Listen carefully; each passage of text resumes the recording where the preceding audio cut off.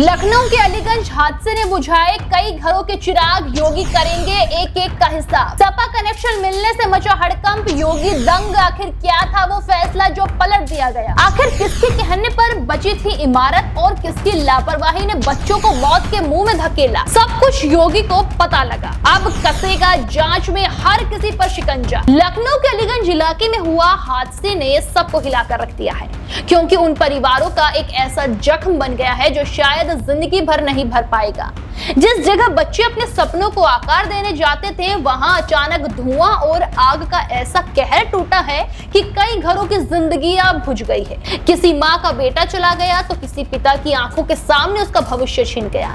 हादसे के बाद हर किसी के मन में एक ही सवाल उठा है कि आखिर इस इमारत में सुरक्षा के इंतजाम पूरे थे या फिर नहीं थे, और अगर कमी थी तो जिम्मेदार कौन है? दोस्तों, इस पूरे मामले में अब एक पुराना दस्तावेज सामने आने के बाद जांच और भी ज्यादा गंभीर हो गई। दरअसल जानकारी के मुताबिक साल 2016 में इस भवन में अनधिकृत निर्माण को लेकर ध्वस्तीकरण का आदेश जारी हुआ था। लखनऊ विकास प्राधिकरण की कार्रवाई के बाद 10 मई 2016 को भवन के खिलाफ आदेश पारित किया गया।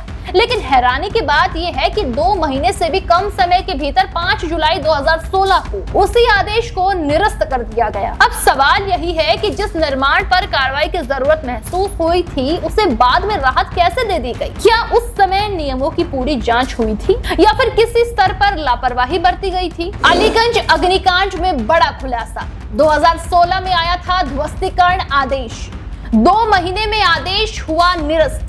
भवन के कागज जांच के घेरे में। निर्माण की मंजूरी पर उठे सवाल। एसआईटी खोलेगी पुराने फैसलों की फाइल। भवन की कहानी भी कई साल पुरानी बताई जा रही है। एलजीए ने 1980 में लॉटरी के जरिए ये मकान विजय कुमार को हायर परचेज आधार पर दिया था।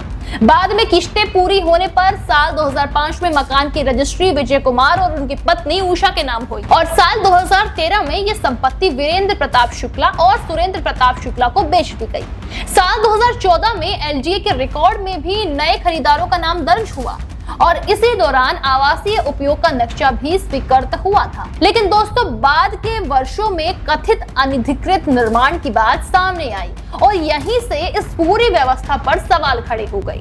हादसे के बाद मुख्यमंत्री योगी आदित्यनाथ ने मामले को बेहद गंभीरता से लिया है। घटना की जानकारी मिलते ही उन्होंने अपना अलीगढ़ दौरा बीच में ही छोड़ दिया और लखनऊ के लिए रवाना हो गए। मुख्यमंत्री ने साफ कहा कि इस दुखद घटना की तह तक जाया जाएगा और जो भी व्यक्ति जिम्मेदार पाया जाएगा उसे किसी भी हालत में छोड़ा नहीं जाएगा। लखनऊ पहुंचने के बाद योगी आदित्यनाथ ने घटनास्थल का दौरा किया, राहत और बचाव कार्य का जायजा लिया, पीड़ित परिवार से मुलाकात की और देर तक अपने आवास पर उच्च स्तरीय बैठक भी बुलाई। योगी सरकार का ताबड़तोड़ एक्शन। 4 अधिकारियों पर निलंबन की कार्रवाई। 4 आरोपी पुलिस की गिरफ्त में। फरार भवन मालिक की तलाश तेज। 7 दिन में एसआईटी को देनी है रिपोर्ट। मुख्यमंत्री खुद कर रहे मॉनिटरिंग। सरकार की तरफ से 4 अधिकारियों को तत्काल प्रभाव से निलंबित किए जाने की जानकारी सामने आई है। आपको बता दें, पुलिस ने 4 लोगों को गिरफ्तार भी किया है, जबकि भवन मालिक की तलाश जारी है। 2 अलग अलग विशेष जांच दल बनाए गए हैं जो भवन के निर्माण से लेकर उसके पुराने रिकॉर्ड तक हर पहलू की जांच कर रहे हैं। जांच में ये भी देखा जाएगा कि ध्वस्तीकरण आदेश क्यों दिया गया था और फिर उसे निरस्त करने का आधार क्या था। इसके साथ ही ये भी पता लगाया जाएगा कि भवन में चल रही गतिविधियों के लिए जरूरी सुरक्षा मानक पूरे किए गए थे या फिर नहीं। दोस्तों, इस हादसे के बाद विपक्ष की चुप्पी पर भी राजनीतिक बहस शुरू हो गई है। हालांकि किसी भी त्रासदी में राजनीति से ज्यादा जरूरी पीड़ित परिवारों का दर्द और उन्हें न्याय दिलाना है। लेकिन सवाल इसलिए उठ रहे हैं क्योंकि पुराने फैसलों और प्रशासनिक रिकॉर्ड की जांच अब सीधे पिछली व्यवस्थाओं तक पहुंच रही है। सरकार का कहना है कि जांच निष्पक्ष होगी और किसी भी दौर के अधिकारी या फिर जिम्मेदार व्यक्ति को बचाया नहीं जाएगा।